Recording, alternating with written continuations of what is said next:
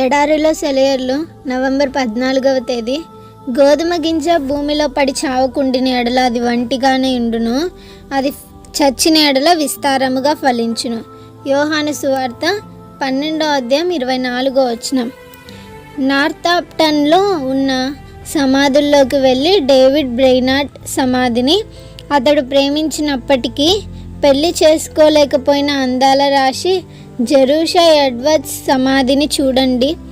ఆ యువ మిషనరీతో పాటు ఎన్ని ఆశలు, క్రీస్తు కోసం ఎన్ని ఆశయాలు ఆ సమాధిలోకి వెళ్ళిపోయాయో. అతని మిషనరీ సేవ గురించిన జ్ఞాపకాలన్నీ తెరమరుగైనాయి. అయితే తన కుమార్తె జెరూషాను అతనికి ఇద్దామనుకున్న దైవజనుడు జోనాథన్ ఎడ్వర్డ్ గారు అతని జీవిత విశేషాలను సంగ్రహించి చిన్న పుస్తకం రాశారు. ఆ పుస్తకం అట్లాంటిక్ సముద్రం దాటి కేంబ్రిడ్జ్లో విద్యను అభ్యసిస్తున్న హెన్రీ మార్టిన్ కంటబడింది. పాపం మార్టిన్ అతనికి వస్తున్న ఉపకార వేతనాన్ని, అతని తెలివితేటల్ని, విజ్ఞాన సముపార్జనని ఎందుకు వదిలేశాడు?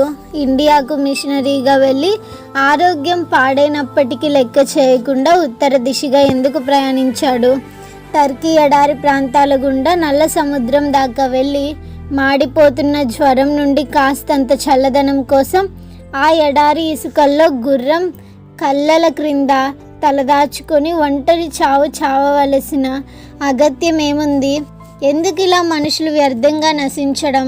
యవన ప్రాయంలో చనిపోయిన బ్రెయినార్డ్ సమాధి నుండి నల్ల సముద్రం ఇసుకలో ఉన్న మార్టిన్ ఒంటరి సమాధి దాకా వేల మంది ఆధునిక మిషనరీలు ఎంతెంతమందో.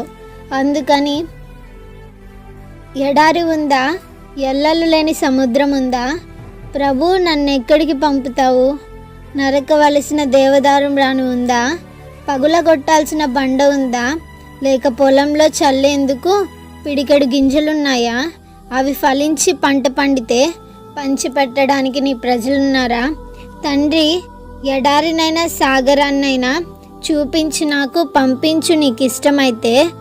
నా తనువు రాలిన తరువాత తండ్రి నన్ను విశ్వాసుల్లో లెక్కించు. Praise the lord.